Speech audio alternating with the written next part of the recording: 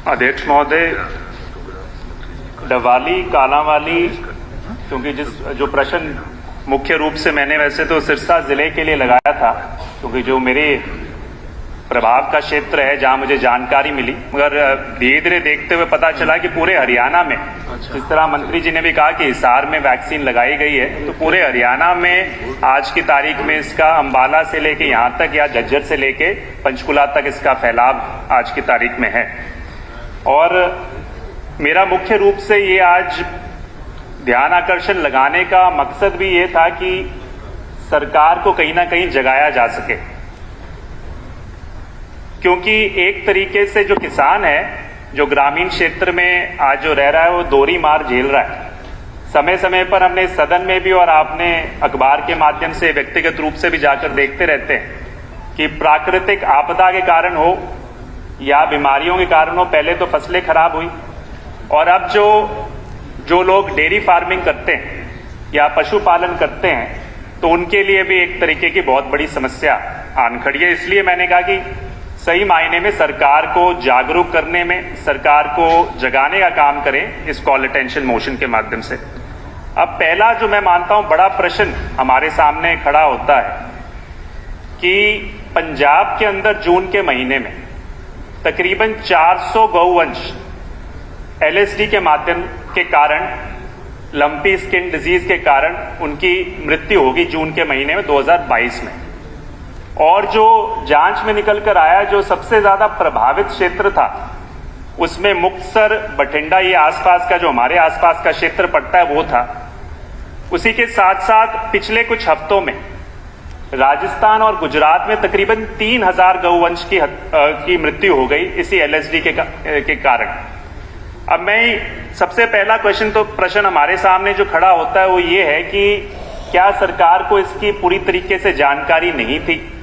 अगर जानकारी थी तो क्या मुस्तैदी में कमी थी, तैयारियों में कमी थी कि ये ट्रांसमिशन, जैसे कोरोना वायरस के दौरान हम बात करते थे कि ये ट्रांसमिशन कहीं ना कहीं हमारे यहां पर फैलेगा, तो सबसे बड़ा प्रश्न तो ये रहता है कि तैयारी में कमी क्यों रही कि अभी तक हमारे पास जब पता था कि साथ में संक्रमण हो रहा है तो वैक्सीन की उपलब्धता अभी हम अब तैयारी कर रहे हैं। ये सबसे बड़ा पहला प्रश्न है। इसके साथ साथ मैं मानता हूं कि सरकार की कोताही के साथ चलते 3 और बड़े कारण हैं जिसमें सरकार को ध्यान देने की बहुत बड़ी आवश्यकता है। सबसे पहला कारण मैं मानता हूं कि जो इसमें आपने खुद दर्शाए, शायद ये आंकड़े, हालांकि आप इसकी पुष्टि कर रहे हैं, मैं इससे पूरी तरीके से संतुष्ट नहीं हूं कि जो VLD और जो वेटनरी सर्जन है, इसकी भारी मात्रा में हमारे सिरसा जिले में, तो हालांकि आपने आंकड़े दिए, मगर मैंने खुद डब्बाली के आंकड़े निकलवाए, और जो सब डिवीजन डब्बाली के अंदर 37 पोस्ट आपकी स्वीकृत हैं VLDA की,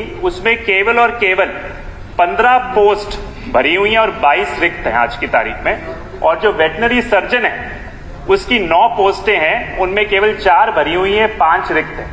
अगर चौटाला गांव को देख लीजिए, बहुत बड़ा गांव है, सरकार की हिस्सेदारी है आज चौटाला गांव के अंदर, उसमें 25,000 की आबादी है, और 25,000 की आबादी में तकरीबन हर एक घर के अंदर एक, मैं मानता हूं, पशु आज की तारीख में होगा। वहां पर भी जो एक वेटनरी हमारे पास डॉक्टर था, उसको भी ट्रांसफर कर दिया गया। आज की तारीख में वहां भी कोई वेटनरी डॉक्टर नहीं है। तो मैं कारण ये कहना चाहता हूं, सबसे बड़ा कारण ये है क्योंकि जब सामान्य स्थिति में भी लोगों के पास जानकारी लेने के लिए, इलाज लेने के लिए वेटनरी डॉक्टर नहीं होगा, जब इस तरह की आपातकालीन स्थिति पैदा हो रही है हरियाणा में, उसके बावजूद अगर ये हालात है तो किस तरीके से उनको सुविधा मिलेगी। दूसरा कारण जो मैं कहना चाहूंगा वो है, जिस तरीके से आज नेता प्रतिपक्ष ने भी और 1-2 सदस्यों ने कहा कि हमारे जो ये गौशालाएं हैं, नंदीशालाएं, जिस तरह की उनकी दयनीय स्थिति है आज की तारीख में, उनके पास अगर जगह भी, अगर सबसे पहले मंत्री जी ने ये बात कही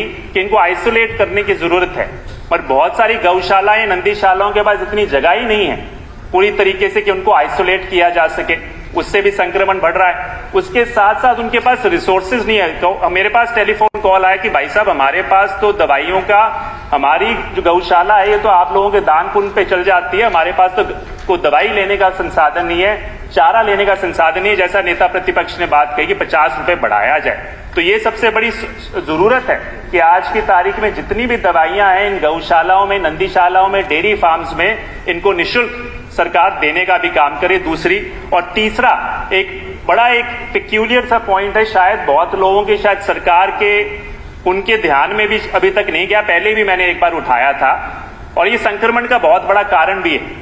जो सीमांतर का क्षेत्र है, जैसे खासकर हमारा डब्बाली, कालांवाली या उस साइड अंबाला, कोई भी क्षेत्र है, आपके हिसार की साइड भी, सीमांतर के क्षेत्र के अंदर एक गवर्नमेंट ऑफ इंडिया का नोटिफिकेशन है कि 50 किलोमीटर के दायरे में कोई भी पशु मंडी नहीं लगाई जा सकती।